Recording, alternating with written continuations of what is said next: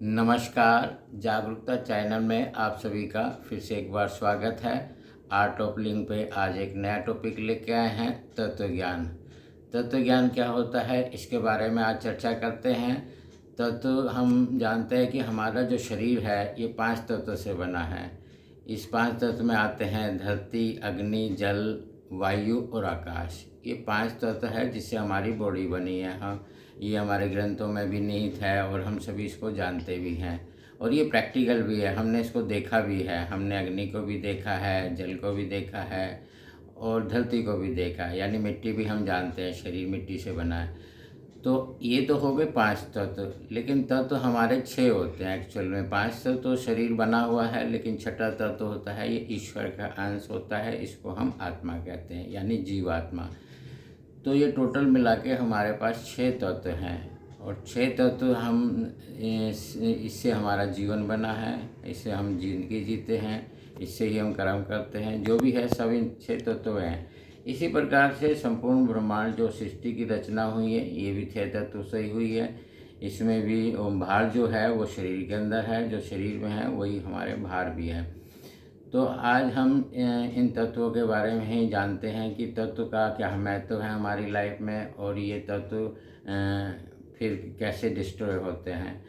ये जो तत्व हैं हम सभी जानते हैं। एक छोटा सा बच्चा जब जन्म लेता है उसके पास ये 5 तत्व शरीर के रूप में उसको प्राप्त होते हैं। वो एक फिर वो धीरे धीरे करके उसके शरीर विकसित होता चला जाता है और उसका जो है ज्ञान भी विकसित होता है शरीर के साथ में।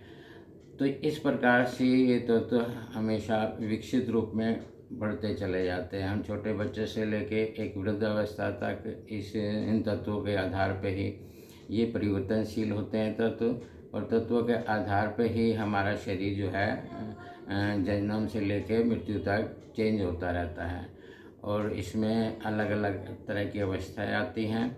और एक दिन ये जो शरीर है ये समाप्त हो जाता है। समाप्त किस कारण से होता है? इसके अंदर जो जीव आत्मा होती है वो शरीर से निकल जाती है।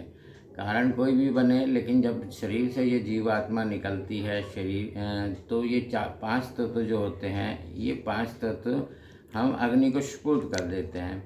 तो ये पांचों ही तत्व अलग अलग रूप में अलग अलग चले जाते हैं। जो अग्नि तत्व अग्नि में चला जाता है, मिट्टी का तत्व है उसको हम भा देते हैं, राख बन जाता है। जल तत्व में भी विलीन कर देते हैं। तो ये पांचों तत्व जो है 5 तत्व में विलीन हो जाते हैं।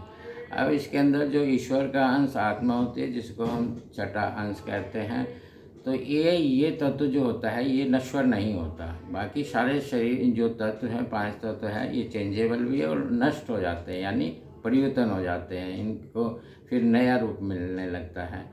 वो जो पुराना रूप है वो ख़त्म हो जाता है।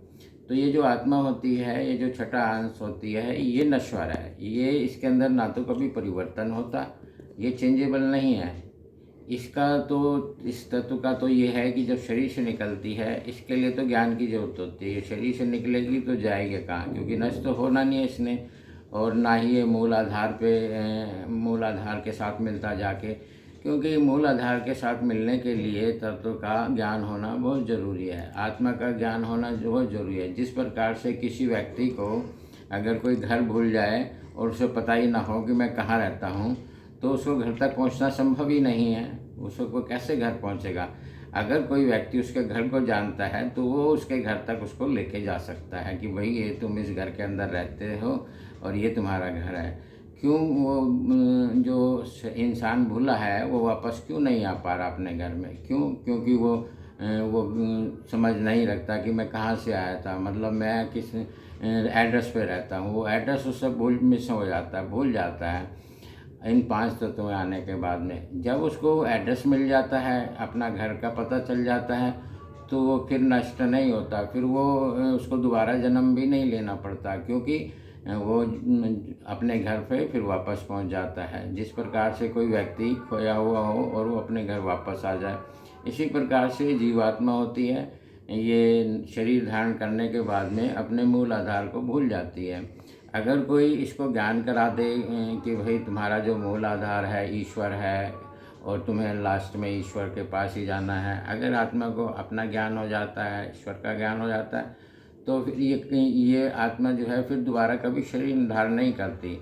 क्योंकि शरीर तो इसलिए धारण किया था क्योंकि उसको अपना एड्रेस नहीं मालूम, अपना घर नहीं पता, जहाँ इसको जाना है वहाँ नहीं पहुँच पाई।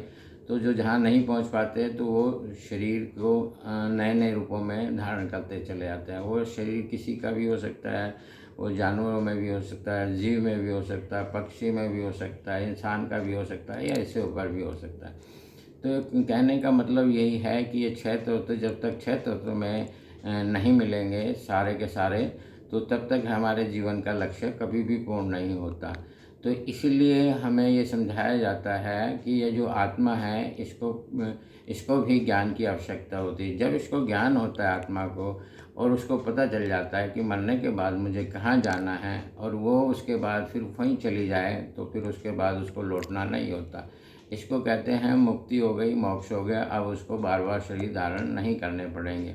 क्योंकि भगवान श्री कृष्ण भी कहते हैं कि जो मुझे नहीं जानता उनको मैं, जब तक उनकी इच्छाएं कंप्लीट नहीं हो जाती, मैं उनको जन्म देता रहता हूँ। इच्छाएं ही इंसान के जन्म का कारण बनती चली जाती है, क्योंकि इच्छाएं समाप्त नहीं होती। लेकिन ये इच्छाएं तब समाप्त होती है जब इंसान को या इस आत्मा को ईश्वर का ज्ञान हो जाता है, तो ये इच्छाएं भी समाप्त हो जाते हैं। क्योंकि उसको फिर वो आनंद प्राप्त हो जाता है जो आनंद के लिए वो इस दुनिया में आई थी, कि उसको जहाँ जाना था उसने वहाँ पे पहुँच गए हैं। और जो डेस्टिनेशन पे पहुँच जाता है, फिर उसको कहीं आने की ज़रूरत नहीं होती, कहीं जाने की ज़रूरत नहीं होती। तो वो ईश्वर से निकली हुई आत्मा ईश्वर के पास पहुँच जाती है, 5 तत्व में चले जाते हैं, और हमारे जीवन का लक्ष्य पूर्ण हो जाता है। तो यही आज जीवन का सार है। इसी में हम आगे बढ़ते चले जाएं, इसी को जानने का यत्न करें। क्योंकि आत्मा अगर ईश्वर का ज्ञान नहीं प्राप्त कर पाती तो उसका मुक्त होना संभव ही नहीं है। तो इसके लिए आज बस इतना ही कि हम तत्व ज्ञान को अवश्य पहचानें कि ये तत्व ज्ञान है क्या, इसको कैसे हमें जीवन में इम्प्लीमेंट करना है। क्योंकि अगर ये मौका इंसान से चला जाता है, वो किसी प्रकार से ईश्वर का ज्ञान हासिल नहीं कर पाता, तो उसको अलग अलग योनियों में फिर से जाना पड़ता है। अगर वो ईश्वर का ज्ञान प्राप्त कर लेता है तो उसको फिर अलग अलग योनियों में जाने की आवश्यकता नहीं होती। और इस तरह से ये तत्व सारे तत्वों में मिल के आनंद में हो जाते हैं, खुश हो जाते हैं। तो आज के लिए बस इतना ही। अगर ये वीडियो आपको अच्छी लगती है, आप स्वयं का ज्ञान बढ़ाएं, औरों को भी प्रेरित करें। क्योंकि ज्ञान ही जीवन का लक्ष्य होता है, ज्ञान से ईश्वर प्राप्त होता है, ज्ञान से ही मुक्ति है, ज्ञान से ही दुनिया में जीवन जिया जाता है, और ज्ञान की ही अवस्था सबको सदैव रहती है। नमस्कार, धन्यवाद।